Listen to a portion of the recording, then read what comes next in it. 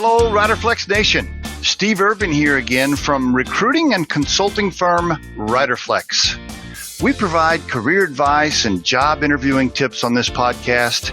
And if you enjoy the show, please remember to subscribe to our channel and like the episodes. Today, answering a question from a listener. Great phone call yesterday. Listener called in and said, what do I do when my top revenue producer is poison? My top sales guy is poison for the culture. How do I handle that? Great question. And I've seen this several times throughout my career. In fact, most of the time those top producers get a really big head or big ego. They start thinking they're irreplaceable. Here's what I would suggest. First, most of the time, medium to larger size companies, they have plenty of documentation and things in place to keep a top producer from stealing clients or taking contact information, et cetera, whether it's non-compete or language in the contract, et cetera. Now, keep in mind a lot of that stuff's really hard to enforce and follow up on. So it's great to have it in the language, but the reality is, people are going to steal clients and contacts sometimes. But if your brand is strong enough, and if you've done a few things prior to this top producer leaving, you can protect yourself. I want to mention those, but then I want to give you a big tip at the end, which I think most people miss. So first, I would just encourage everybody that has these top producing salespeople, account reps, business development, whatever their title might be.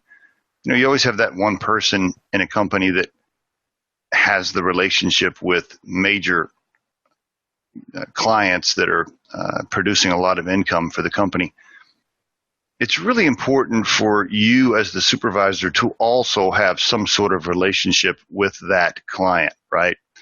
Make sure that you haven't totally disconnected yourself from what's going on. Make sure that you are also following up with that client and touching that client periodically, or going to dinner with that client with this big sales rep, so that you have some sort of relationship as well.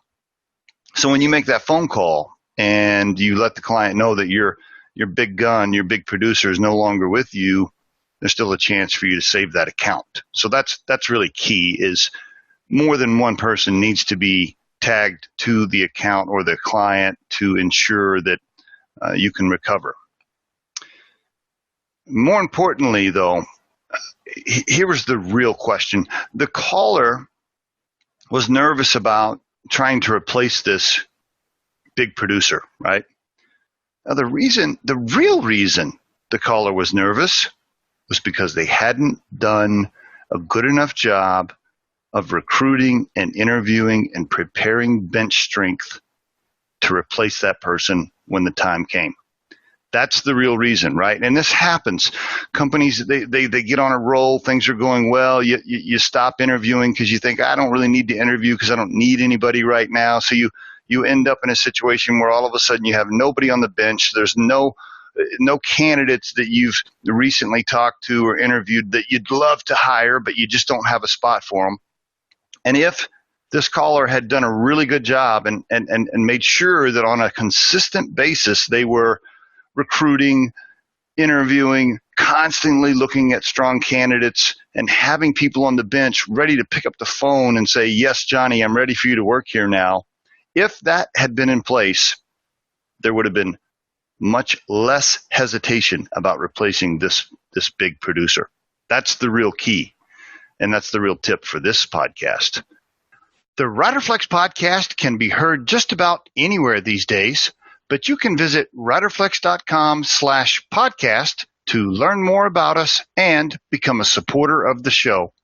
Send your comments and suggestions for future topics to the email address podcast@riderflex.com, or leave us a voicemail at 888-964-5876 extension 710. Thanks so much for listening, and have a great day.